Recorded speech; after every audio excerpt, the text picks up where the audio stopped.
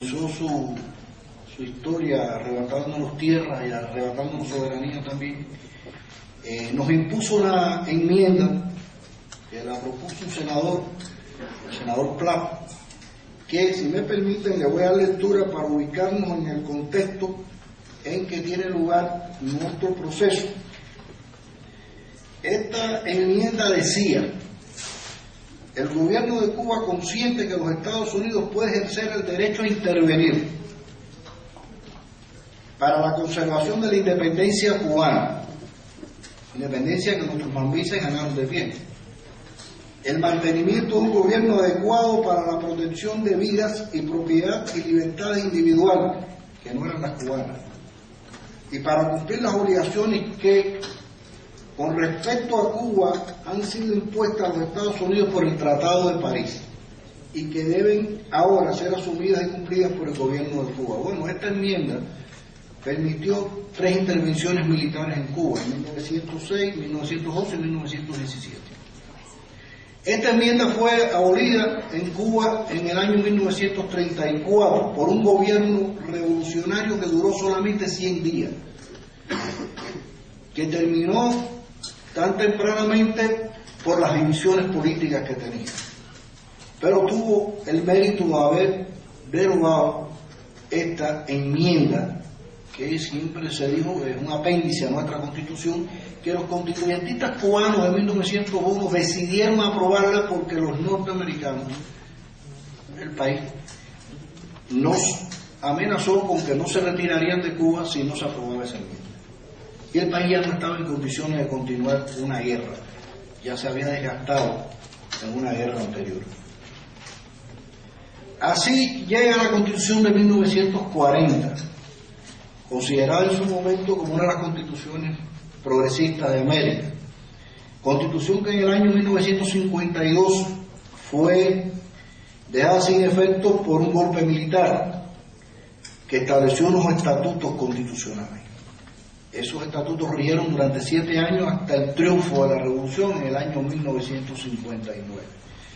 Aquí, en este año, se promulga una ley fundamental que lo que hizo fue rescatar la Constitución de 1940, pero adecuarla al momento en que se estaba produciendo en nuestro país. Es decir, ya no había Congreso, o el Congreso que desapareció. La función legislativa la asumió el Consejo de Ministros, se mantenía el presidente de la República, pero se le dieron funciones que no las tenía antes el primer ministro. Así hasta el año 1976, que tiene lugar esta Constitución que, como les había dicho, por referéndum fue aprobada por el 96% de los electores cubanos. Quiero aclarar algo antes de continuar la descripción de nuestro texto constitucional, que yo sé que es una cosa novedosa para ustedes. En estos momentos Cuba está en un proceso de reordenamiento de la sociedad cubana, reordenamiento en el orden económico y, por supuesto, en el reordenamiento en el orden jurídico. Es decir, se están cambiando casi todas las legislaciones nuestras y va a sufrir cambio también nuestra legislación a partir de las nuevas relaciones económicas que están teniendo lugar en el país. De hecho, hasta incluirá en su momento también la propiedad privada. La Constitución nuestra tutela un Estado unitario centralizado de participación popular, un sistema político monopartidista, si no hay más partidos políticos en nuestro país, un sistema económico basado en la propiedad estatal socialista, los principios rectores de su política exterior soberana, la soberanía popular, la supremacía del Parlamento respecto a los demás órganos estatales. Nuestro sistema es un sistema asambleario y es la Asamblea el órgano supremo del Estado cubano. Participación y control popular, legitimación directa de los órganos representativos, la revocación del mandato y la justicia social. Los órganos nuestros, a diferencia con el sistema tradicional de tripartición de poderes, lo describimos como funciones de estos aparatos: la función representativa, la función ejecutivo-administrativa, la función judicial, las funciones fiscales y la función de la defensa. Son representativas las asambleas a todos los niveles. Nuestro Estado se conforma con una Asamblea Nacional, con 15 asambleas provinciales y con 168 asambleas municipales. La Asamblea Nacional es el único órgano con potestad constituyente y legislativa en la República. Elige entre sus diputados al Consejo de Estado, que integra un presidente, un primer vicepresidente y 5 vicepresidentes. El Consejo de Estado designa al gobierno de la República, es decir, al Consejo de Ministros, que se le subordina al Consejo de Estado. Este Consejo de Estado se subordina a la Asamblea Nacional. Las asambleas provinciales y municipales se constituyen de igual manera y ejercen gobierno a nivel de territorio.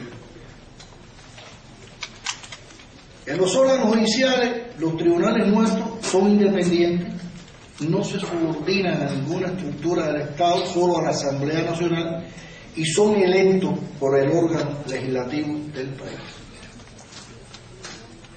Los fiscales es una unidad subordinada únicamente a la Asamblea Nacional, electos por la Asamblea Nacional el fiscal y el vicefiscal general de la República, y designan a su vez los fiscales territoriales, que además tienen una estructura vertical, no intervienen los órganos de gobierno en la designación del aparato fiscal.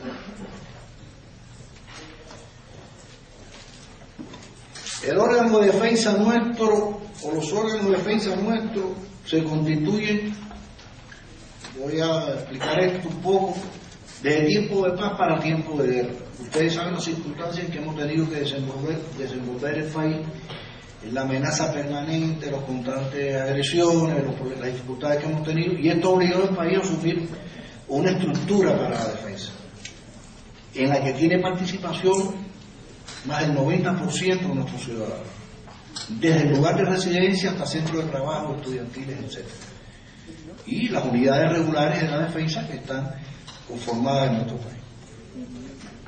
La guerra constitucionalmente se establece que son consejos de defensa constituidos de tiempo de paz para dirigir la guerra desde el órgano, desde la nación hasta las provincias, los municipios, y los consejos populares, que también se constituyen en nuestra división político-administrativa. El sistema electoral cubano se rige por el principio del voto libre, igual y secreto, cada elector un solo voto, lo que refuerza el principio de igualdad del voto.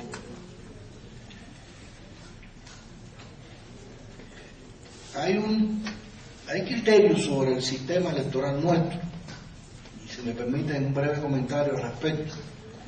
Es verdad que nosotros no tenemos partidos políticos que rigen el sistema electoral. Es decir, el partido que dirige la nación constitucionalmente está reconocido como el partido que dirige políticamente el país, orienta, coordina, pero no toma participación en el proceso electoral. El proceso electoral se desarrolla a nivel de circunscripciones, por comisiones. Son los ciudadanos los que nominan, proponen y nominan a los candidatos que después van a ser llevados a un proceso electoral. Esto en el criterio del presidente del Instituto Interamericano de Derechos Humanos, cuando se nos cuestionaba que no había pluriparticipación política, él nos decía, el término no es nuestro, de él, que no había pluriparticipación política, pero había pluriparticipación social. Y esto es una distinción que nos diferencia un poco del resto de los procesos electorales del mundo, no solo del continente americano. Nuestros delegados rinden cuentas constitucionalmente a todos los niveles, incluyendo los diputados de la Asamblea, a sus electores, periódicamente, como se establece en nuestro texto constitucional.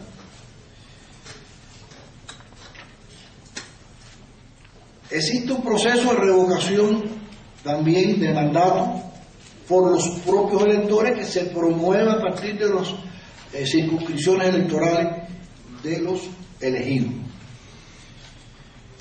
Nuestra Constitución refrenda también el referéndum para su modificación